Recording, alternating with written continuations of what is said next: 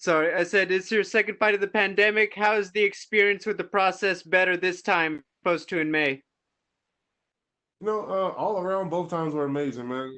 When you're part of a well-oiled machine, dude, things just go the way they're supposed to. But this time it seems like they got everything in order. Everything's running a little bit more smooth, and of course, I get to come to Vegas and hang out. So, it's a awesome, awesome transition all the way around for me.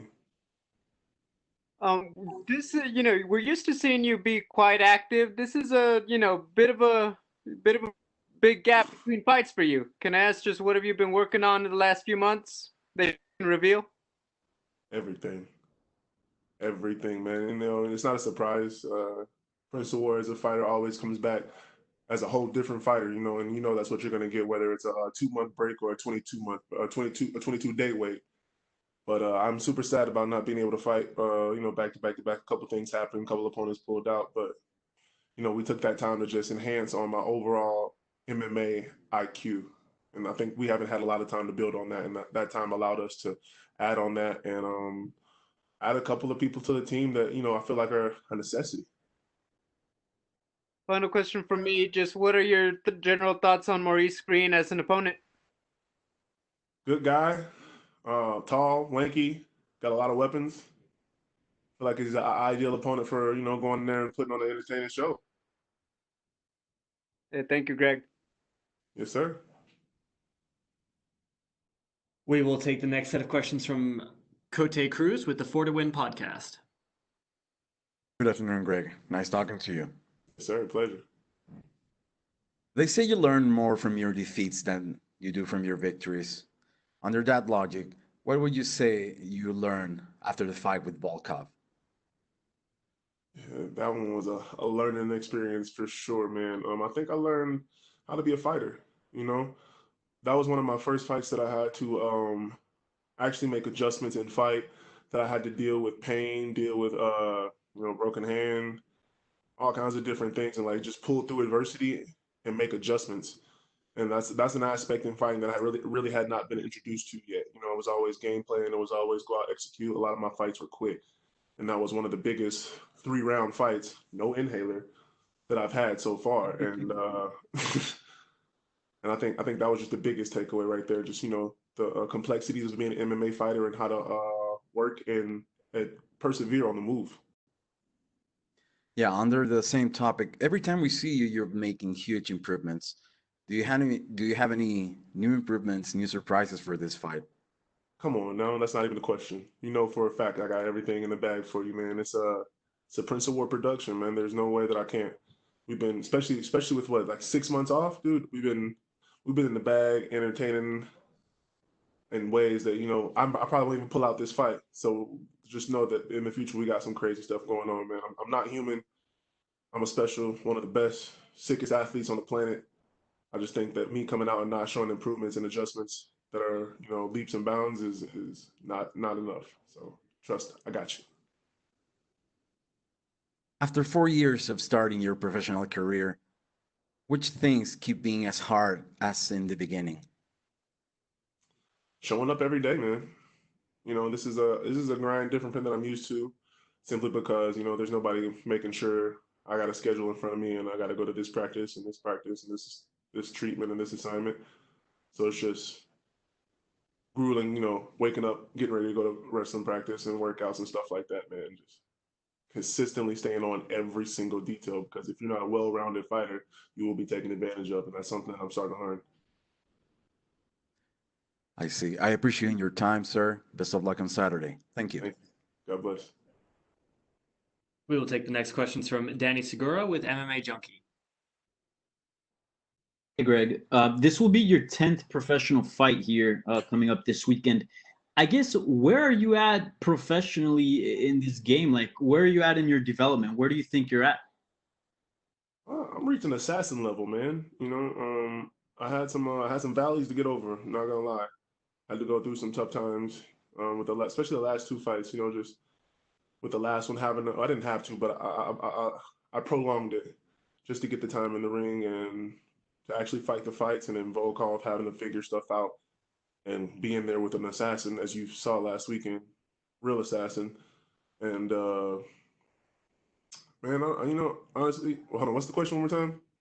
Like, where do you feel you're at as far as your development? Like, what kind of stage in your career you're at now that you're 10 fights in, Yeah. pretty much? Honestly, I would say if I was a C level fighter before, or even a D level, yeah, I would say I was a D level fighter before. I moved up to like the B class, man. And I've added some tools and I've added some knowledge to where I'm about to start finishing fights and headhunting. Looking for a rank, a number beside my name. It's time. Yeah. And when you started around your 10th professional fight, did you more or less think you'd be sort of where you're at in your career right now, as far as not only within the UFC, but also, your skill set? Oh, for sure, man. And it's the nature of the beast for people to forget that before 2.5 years ago, I didn't know how to throw a punch. Yeah. I didn't know how to throw a leg kick. So I'm so far ahead of where I was supposed to be and where I thought I was going to be that we're in a whole different we're in a whole different planet. This is a whole different organism. It's just it's unhuman. So Okay. Yeah. So safe to say you're more than satisfied with your progression so far. more than satisfied. But I wouldn't even use satisfied. I'm more than happy. I'm so unsatisfied. Mhm. I want to take it up a couple of notches because I'm starting to realize to get to that gold level, man. By this time next year, we need to be a top rank level. We need to be top 10 talent. We need to be moving as if I've been here for 10 years. Yeah, that was my next question. Like, how much longer do you think fans will have to wait till, I guess, we see you sort of reach a level where you're among the best heavyweights, so you're top 10? You think a year from now you'll be there? Honestly, I've thought about that a lot too, and I've gotten a lot of questions and talk about my opponents and this, that, and the other, man. But Maurice Greene was just ranked, guys, and I Yeah. just fought the number 4 heavyweight in the world that just, what I'm saying? He dropped back down after our fight and just assassinated another top ranked guy. Like the people that I'm fighting aren't a joke. So I think not even a year, like in 6 months, of course, I want to go on this whole most active fighter in the world um, tour again next year and knock out 6 or 7 fights. If Dana, holler at me, please, and improve that. But I think we could do it in like the next 6 months, man, for sure. Okay. And lastly, I believe for your last fight, you sort of switched things up and you didn't train at ATT. I believe you trained in Texas, if I'm not mistaken. Where did you do this training camp, and can you give us a status sort of where you're at as far as the team is concerned? No, I've been an American top team all the way up until this last camp, until this one right here. And COVID kind of pushed us into that position to where the gym was closed, and I really couldn't get my coaches in, and they were protecting their guys and trying to get people out. And I had to go ahead and make a move to where I could get more individual attention, man. And I went and solicited some of the greatest names. That's what I do. I go put myself in the toughest positions, and I find the best people to work with me, and I meet the standard. And that's what I've done with finding Rashad, or being accepted by Rashad Evans as a student, and going back to Dean Thomas as a student, and I got a new boxing coach, Gary, and I got a great core team, in Michael Saltos and a couple other guys that were just holding me down. And I feel like being an individual and getting individual attention, and that is what was the best way to go. So that's what I've been doing it. Yeah. So your camp stayed in Florida. Yeah, yeah, definitely still in Florida. Okay. Cool. Awesome. All right. Best of luck in on Saturday. Yes, sir. Thank you, boss. We will take the next questions from Sumik Dada with Sports Kita. Greg, how you doing? How you doing, brother? I'm doing good, thank you. So last year you had 5 fights in the octagon. This year around things have been a little different. You'll be fighting for the second time. Are you hoping to, or are you happy with this current schedule, like going 2 to 3 fights a year? I'm so unhappy with that, man. My biggest goal right now is to handle this fight. Of course, Maurice Greene is not a joke. He's a very game opponent. So I want to go out there and handle this fight. But after this fight, man, I want to stay in quarantine if possible. And I've voiced it a lot in my career that I want to be the most active fighter. I'm down for this. This is what I do. 16 games a year. This is my style. So I want to get back to that. I want to break some more records, get back out there and see if I can be the most active heavyweight in UFC again. And for this fight, did you have to make any big adjustments amid the pandemic? Yeah, we made a lot of adjustments. We ended up I moved out the dorm this year. had to get a whole new team, put together my team, and figure out how to put together a camp. Outside of the only place I've known for 2.5 years, and had to basically maneuver around COVID. So it's been a lot of adjustments, but I feel like they've been good adjustments and they've been good for my development. Okay, and what were your thoughts on Alexander Volkov's fight last week over his win over Walteris from last week?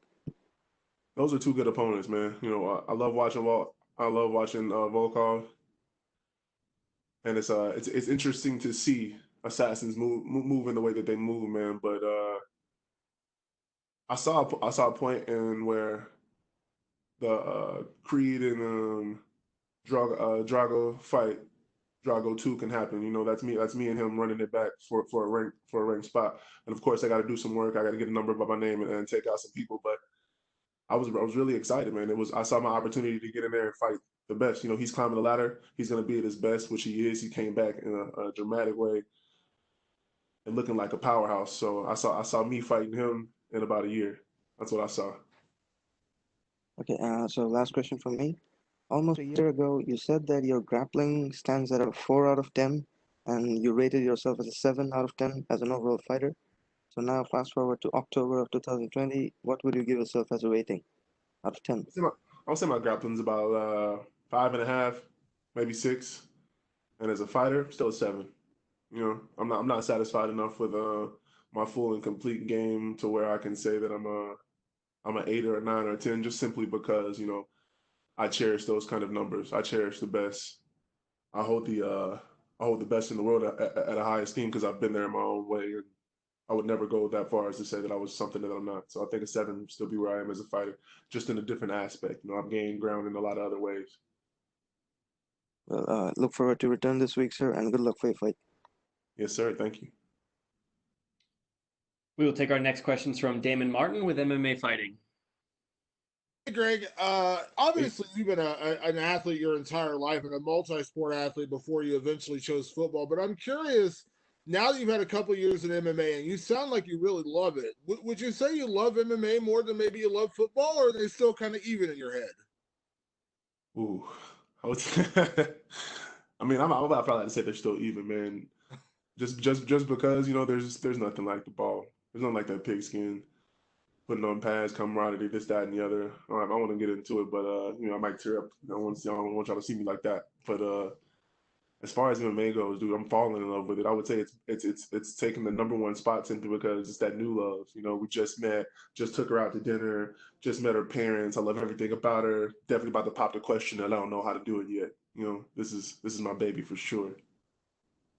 Considering how many years you played football, you love football, is it kind of crazy to think about finding something like MMA that you're falling in love with all over again? Considering you put so much of your life into one thing, now it seems like you kind of got it's Greg Hardy 2.0.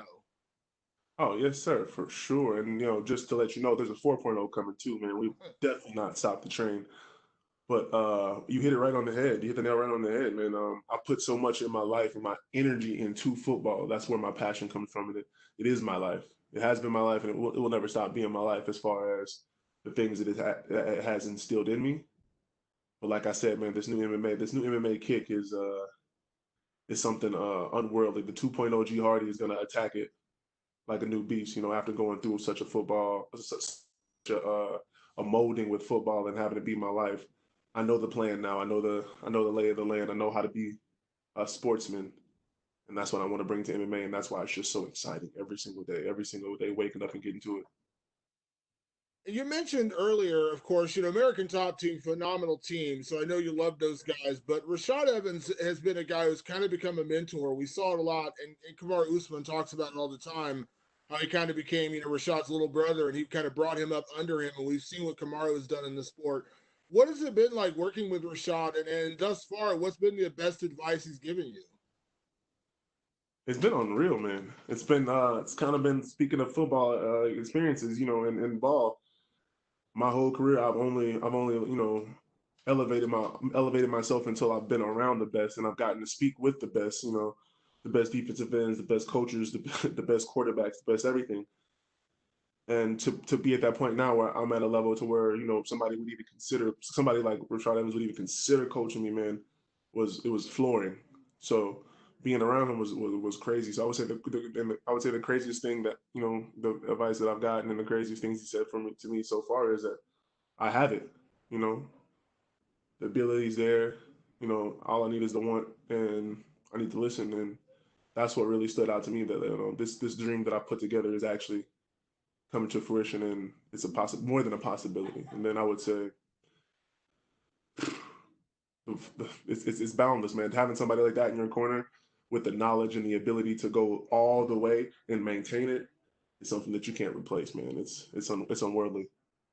Absolutely. Last thing for me, you know, when you came into UFC, everyone knew you as a tremendous athlete. You had knocked out, you know, so many of your first few opponents that everyone assumed, well, Greg Hardy's going to be a go big or go home kind of guy. You're either going to knock somebody out or you're going to get knocked out. That hasn't happened. I mean, you went 3 rounds for 7 heavyweight, you know, so early in your career. You came out the last one. You would have loved to knock out, but you ended up getting a decision win, which you have to have those. Like, do you feel like you are starting to show more and more of who you are and who you're eventually going to become as a fighter? Yes, sir. And that's something that Rashad has given me too, man, the ability to paint my picture. And I've said that for the longest time. You guys have known Greg Hardy for the longest time. I'm going to put myself in the hardest positions. I'm not going to take the easy way out. And that's what I've done by, you know, taking those decision rounds and going in there and taking those walk-off fights and believing that I was going to win without a doubt. And I think that, you know, I think that it's going to develop into something very deadly. I think it's developing me into something that can't be stopped. It's a locomotive that's gaining speed. Thank you, Greg. Yes, sir. And we will take our last set of questions from Pablo Santamaria with Noti MMA Ecuador. Ooh, Ecuador. Hear me? Yes, sir. What up, baby? Everything's okay, man. Thanks for asking. Okay, the first thing I want to ask you is, you fought against Volkov, and he fought this Saturday against a ranked fighter, and he finished him. And against you, he got a unanimous decision. Do you think this result shows that you're one of the toughest opponents or guys in this division, and that you can give problems to anyone in the heavyweight division? 100%, man. And that's a great question. I think everybody should be asking that question. Walt Harris is a dominant person. He's already finished a couple of people in the top 10. And Volkov did finish him, you know, and I think it was in dramatic fashion. So what does that say about Greg Hardy? And that's the question I want people to ask. You know, I want them to know that I'm not a joke, man. Being one of the best athletes on the planet doesn't mean that, you know, you are gifted and endowed with some special ability. It means that I have a set of cojones that are unmatched, and I'm one of the most dangerous people on the planet. Okay, I get it. So, what do you think is the most dangerous area of Maurice Greene, or which weapon is the most dangerous he has? I wouldn't say that he has a dangerous weapon. I would say that his ability to use all of the weapons are his most dangerous aspect. He can call upon a lot of different things. The ground game. He's got kicks. He's got punches. He's got length. He's got speed. So it's going to be dealing with the combination of everything that's going to be the trick. Okay, what's your prediction for the fight? Oh, I'm going to win. And it's definitely not going to go to a decision, man. We're gonna brawl this one out. I'm gonna have some fun. I get it. So, if you get the W, do you have a opponent on your head, or what? Well, yeah, we're about to go headhunt. You know, I seen Cyril Gaines. I don't know if it's true that he got a little number by his name. Tiavasa. It's time to go headhunting for some numbers. You know, after this one, if I do what I say that I'm gonna do, which I am, I think people need to start taking notice, and those are the guys, you know, that I need to start taking out. Tiberium, all Okay, of them. get it. So, would you like to send a message to your Ecuadorian fans? Yes, love you guys. Shout out. Can't wait to get down there. As soon as this COVID stuff lifted, me and my guy Michael Saltos, we're coming down. My coaches from Ecuador, we're gonna come down, show y'all some love, man. Thank y'all for supporting me all the time. I'm gonna let y'all know that I got y'all back too, man. Shout out from the Prince.